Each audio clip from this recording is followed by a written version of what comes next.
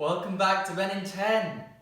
Today we're going to move the glutes, we're going to move those hips, get them loose as well. At the end you're going to feel like you've got honey in those limbs. So let's get on the mat. Starting off, you're going to lie on that front.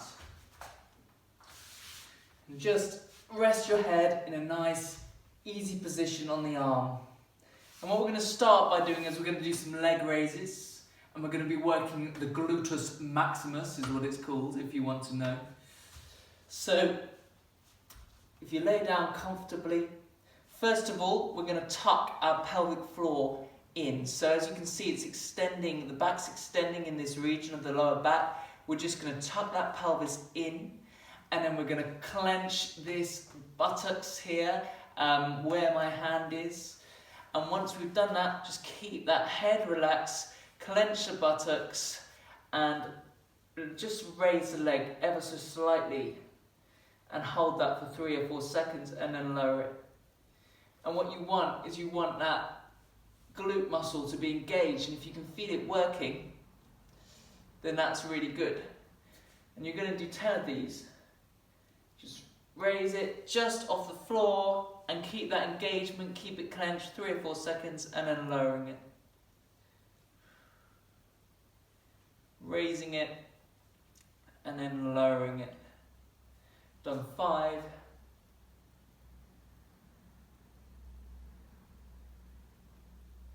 Making sure that pelvis is tucked under.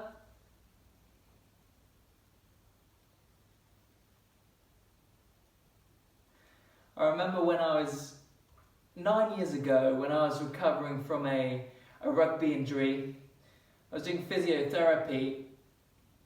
And the lady said to me, she just said very direct, she said, "You have very weak glutes." It was brilliant really, looking back. At first I didn't really understand what glutes were 9 years ago, and I was like, okay. But it kind of stuck with me, you know, I made a vow that day, that's enough on that leg. So I will continue this story. If we switch round so you can see what we're doing with the other side. So you want to do 10 on each side. So again, working into this muscle, tucking the pelvis underneath, clenching it, and just raising it off for 3 or 4 seconds and then down. So I made a vow that day that I would have strong glutes. And hopefully, fast forward all these years, they're stronger now.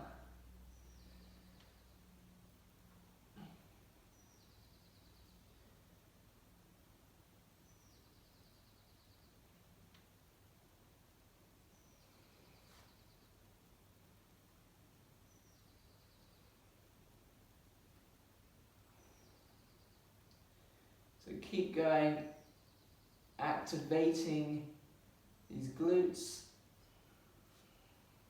because you don't want to lift it too much, because if you start lifting this area you don't want to be doing that. I'm only doing it to talk. You want to be lying on your hand or resting your head on a mat when you're doing this exercise.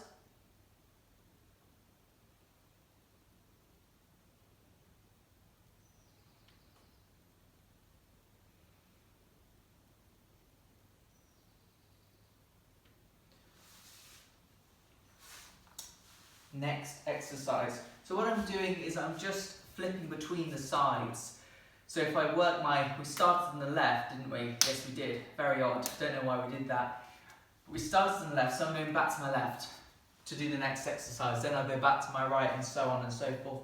So you probably know this one, Clams. It's a pretty big classic. So again, you can have your head resting on your arm or like this, and try and keep that in alignment because this needs to be one straight line. And then you've got your legs out in this right angle, and what you're looking to do is you're looking to not move the hips. You don't want to move the hips in this because you're just aiming to work these glutes. The great thing about these glute exercises is we're working all 3 of our main glute areas. So we're going to do 10 of these clams. And we're going to inhale and exhale through the nose. You just want to take it to about here. You don't need to go all the way up because then suddenly you've engaged that hip muscle and you don't want to do that. So you just want to take it that you're actually working the glutes here, exhaling through the nose on the way up, inhaling through the nose as you come back down. Just keep them slow and controlled, and then you start to feel it.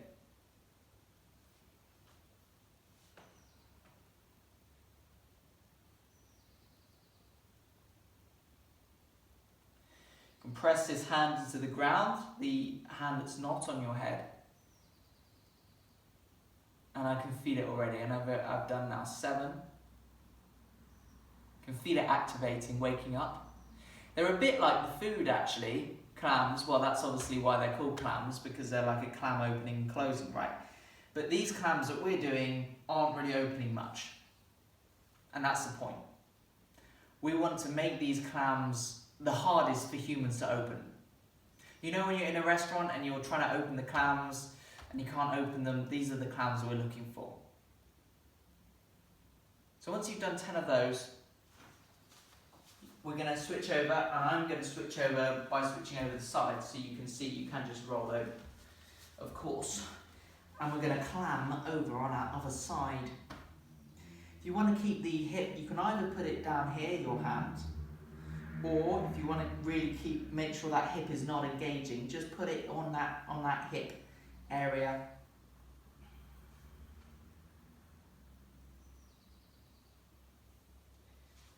You won't feel much for the first couple, and then it will start to engage.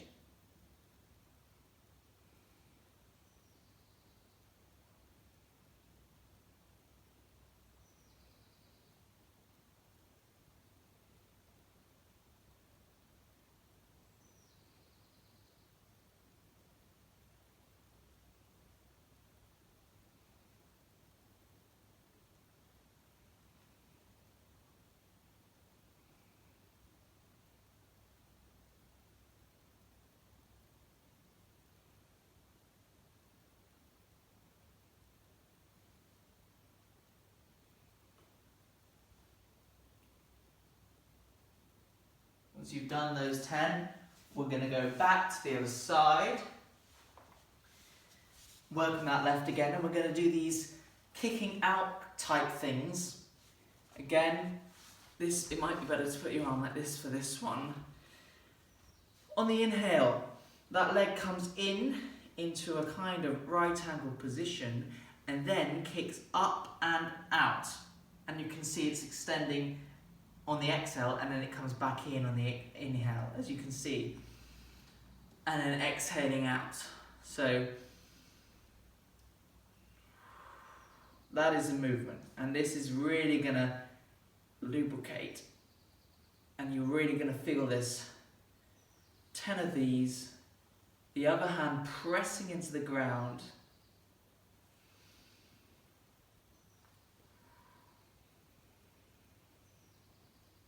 Pointing the toes if you can.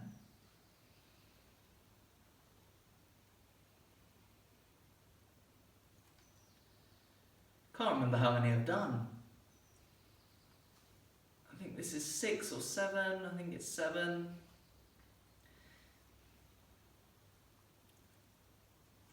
I can't see you, but I imagine you're doing great.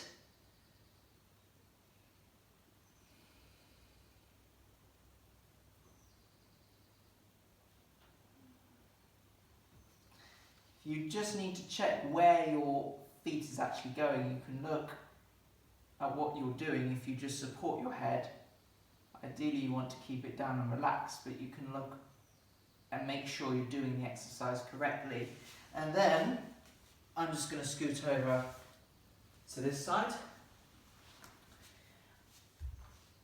And we're going to look at the same principle on the other side.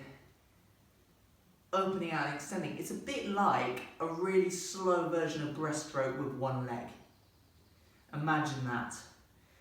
But this time you're in this race against all these other breaststroke people, but whoever wins the race is actually whoever is the most controlled. So a race of control and precision is going to be our race today.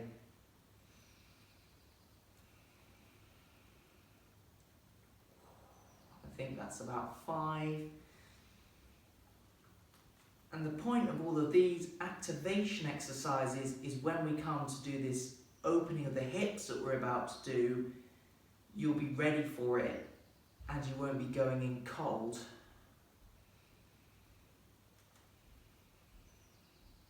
But also they do strengthen the glutes massively.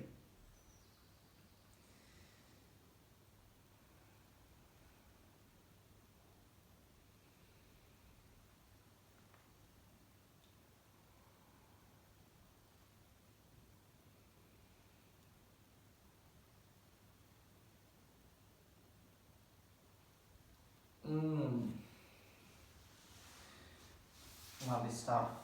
I'm going to scoot round for the start of the hip release. So if you wanted to do more strength-based work, you can repeat that, what we've just done, do another set of it. You can also do resistance bands with this type of work if you have that, if you want to make it harder, but I think it's perfectly fine as it is, really. But of course, you can take it to the next level. This is a really good exercise. It opens the hips. So what we're going to do here, and I'm just going to put my head up so I can show you, is it's going to be moving around. We're going to be working on a triangle basis. So we're going to start with the left, as we've been doing. And we're going to move it around, experimenting first of all, just raising and lowering, exhaling through the nose as we raise it, inhaling on the way down, and we're just going to work it in this position, and this is a true test of flexibility here. And then we're going to take it on the horizontal, again exhaling up through the nose, and you're going to support it with the back hand to see how far, keeping it off the ground, how far can you get that foot up towards your hand here. That depends on your flexibility. So we're going to explore that horizontal area as well. Inhaling as you come back down. This is basically lubricating the hips. Then we're going to take it from the vertical straight to the horizontal, and we're going to work in this triangle. So imagine that instead of putting oil in your car, you're putting oil in your hips. And you can play with it. You can do this triangle in whatever section you want. So I can come up to the extension, I can go back down, and then I can come back down. And it depends how flexible and open your hips are, which will determine how good you are at this exercise.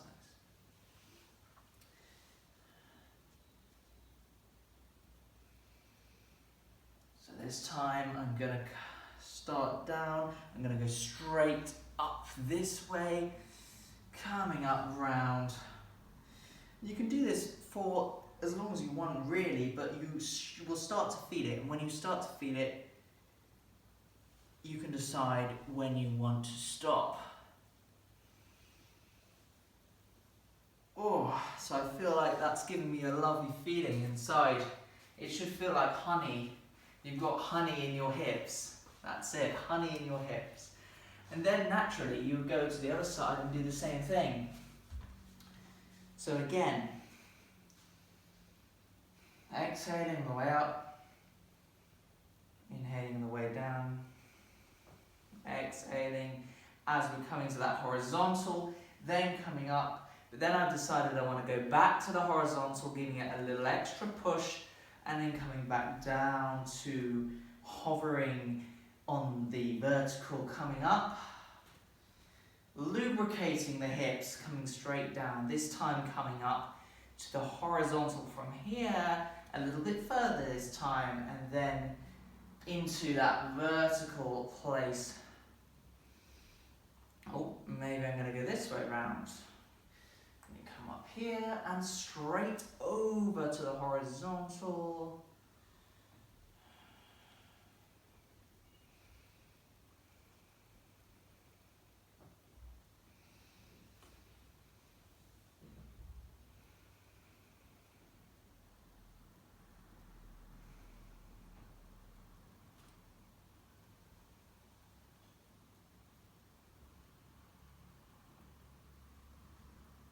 And you get the idea.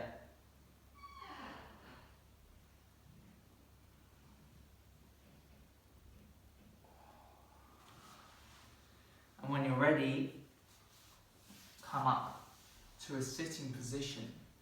And hopefully you should feel you've got honey in your hips. You can dance the night away, you can salsa, samba, because you've got that flexibility in your hips. That is all from me today. Please subscribe to the channel, share it to all your friends, spread the word, spread the gospel of what we're doing here today. That's appropriate because it's Easter, isn't it? And one more thing, song of the day today is Mrs. Cold is the name of the song, and it's by the Kings of Convenience, and it will go very nicely with what we've just done. Thank you very much.